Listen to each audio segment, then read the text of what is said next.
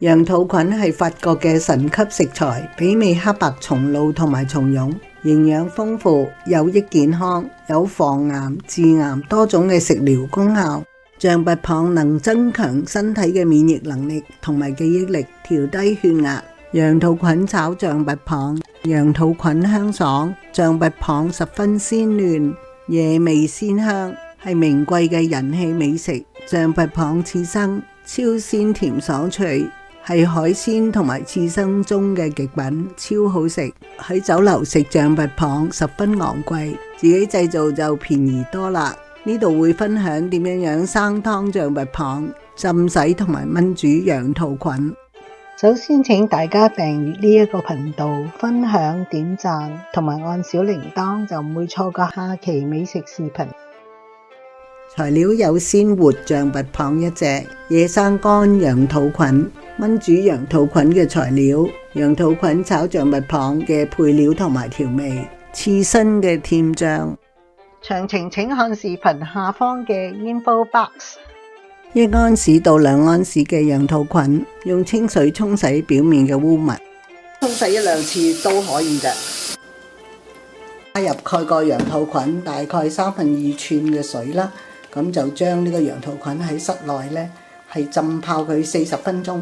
期間呢，我哋就攪拌均勻，等呢個羊肚菌呢係容易吸水受水，浸到佢軟身。浸羊肚菌嘅水呢係要留翻嚟煮呢個餸嘅。羊肚菌浸咗40分鐘啦，呢佢個口好細，咁我就輕輕喺度剪大半寸啦，每一隻都咁樣剪佢大半寸，方便我一陣間嚟清洗個羊肚菌。輕輕揸乾水分啦，唔好太大力捏佢，咁個水好香啊！讓佢呢啲污糟嘢沉澱喺個底，用一盆嘅清水我洗我羊肚菌啦。用筷子插喺羊肚菌裏邊，輕輕上下左右擺動，清除裏邊嘅污物。個菌一路轉動，咁然後呢，你一路呢就揾個手指去捽擦佢嘅外表。咁如果係有沙嘅地方呢，咁亦都係能夠捽擦咗出嚟嘅，啲水揼翻出嚟，將所有嘅羊肚菌都咁樣清洗乾淨。我就洗第2浸啦。咁洗第2浸嘅時候呢，我就可以全部將佢放落去。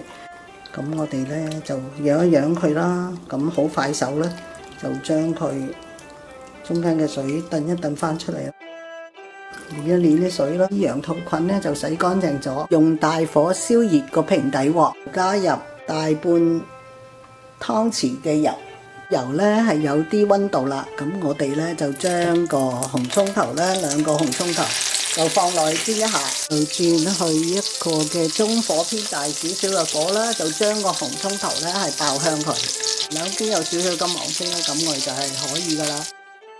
個紅葱頭呢就爆咗佢分零鐘，再將1湯匙半嘅紹興酒就放咗落嚟，入我羊肚菌水。唔使加晒嘅，加蓋，用個大火將佢燒開，好香啊！佢好快就燒開咗啦，表面嘅泡呢，盡量係攞走佢啊！加入我哋嘅所有羊肚菌啦，個水呢係蓋過咗呢個羊肚菌，加蓋燒開先。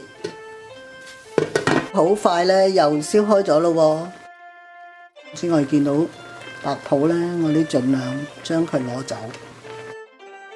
加入我哋1湯匙嘅鮮味蠔油，我哋攪拌均勻啦，就加蓋，就轉去一個中小火煮佢12分鐘。炆煮嘅期間呢，久不久咁攪動下佢啦，等佢呢係能夠均勻嘅入味嘅。加蓋，好快又燒翻起啦。咁我哋仍然係用一個中小火呢，係將佢繼續炆煮埋餘下嘅時間嘅。炆煮咗係12分鐘啦，轉去大火啦，試個味道非常之好。我用咗1茶匙半嘅鷹粟粉，同埋大概1湯匙半嘅水。芡汁呢係掛，但係呢佢係唔會結嘅。想俾呢個羊肚菌呢係有少少嘅滑溜嘅感覺。煮好咗個羊肚菌噶咯，煮透嘅芡汁啦，關火蓋，讓呢個羊肚菌喺爐上高靜置。咁到佢放涼呢，咁我哋就可以用噶啦。半煲嘅水用大火燒開咗，就將個爐關咗佢，咁然後咧就等嗰啲水咧慢慢咧係靜落嚟，即係唔好大滾，即係唔好咁樣大滾嘅。咁我哋先用嘅象拔蚌咧就放咗喺個鋼盤嗰度啦。咁剛才咧煲好咗嘅滾水咧，佢就靜咗啦，佢就淨係咧只有少少嘅泡咁樣樣，你倒落個象拔蚌度。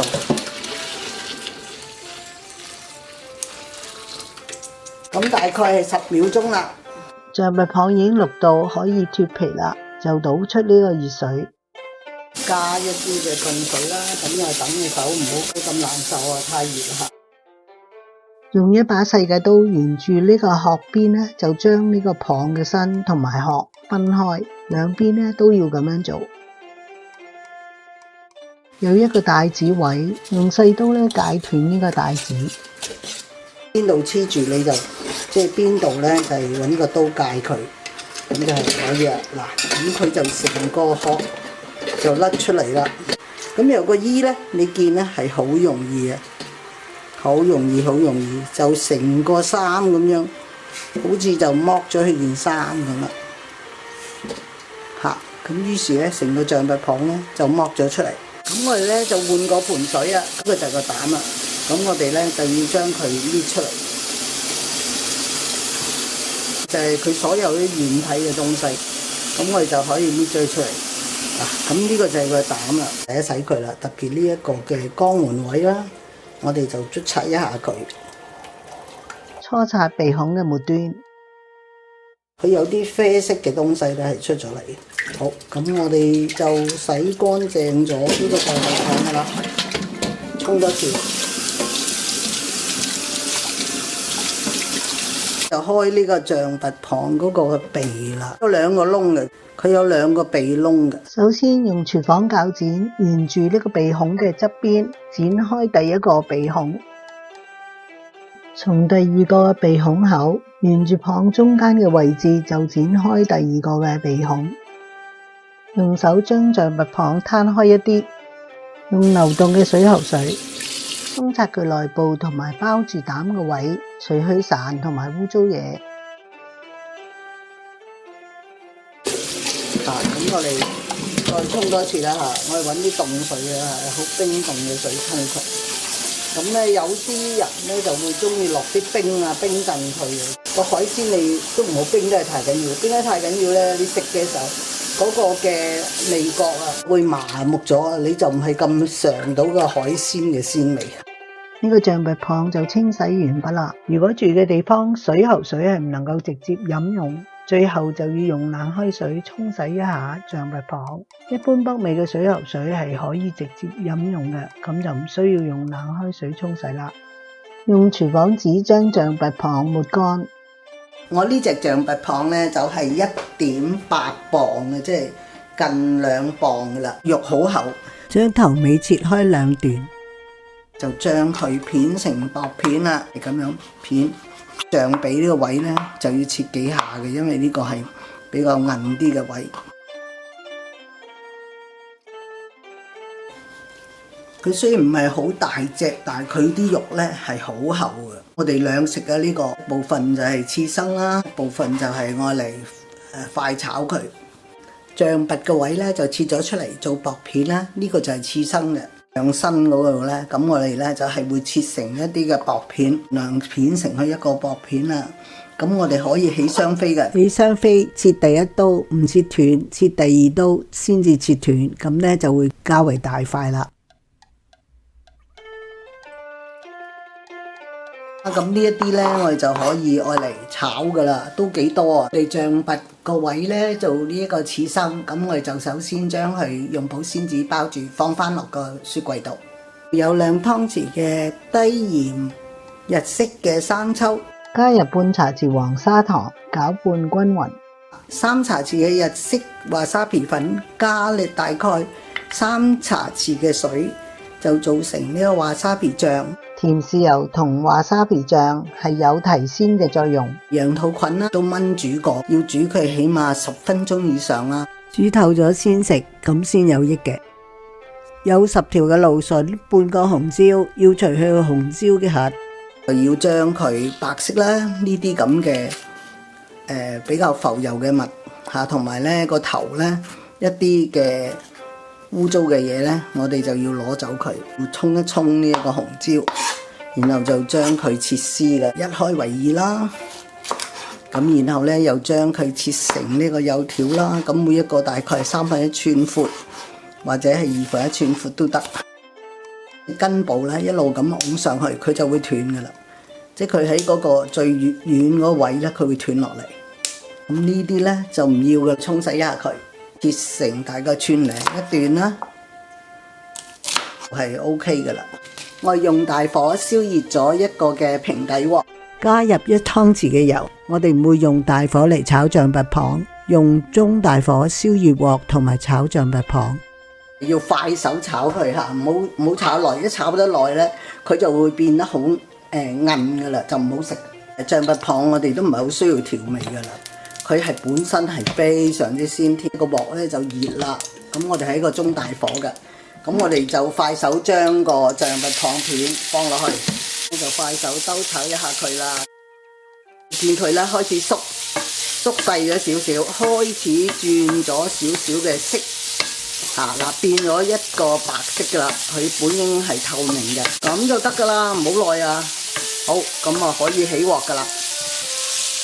又落咗大概1湯匙嘅油喺個鑊嗰度炒我哋嘅蘆筍啦。我哋而家係用緊個大火嘅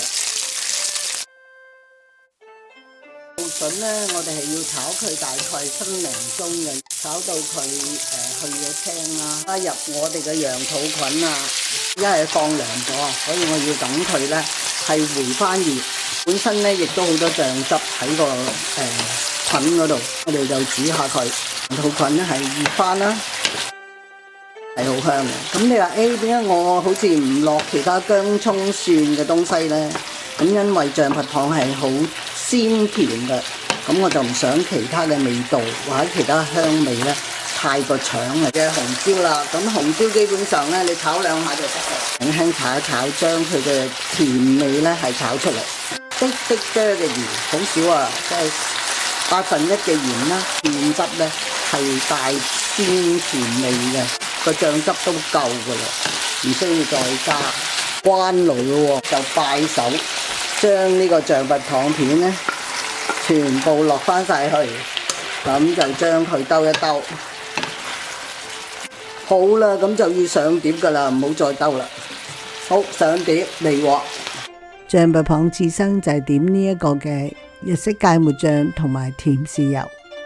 象拔蚌係最好食嘅刺身，鮮甜爽脆，係極致嘅美味。羊肚菌炒象拔蚌，羊肚菌香氣撲鼻，非常之爽嫩，好好食。快炒象拔蚌，鮮甜軟嫩，配以爽甜嘅蘆筍紅椒，真係太好食，十分幸福，係易做嘅健體美食，不容錯過。小廚 Sanny 推介各地美食烹調，記得訂閱啦！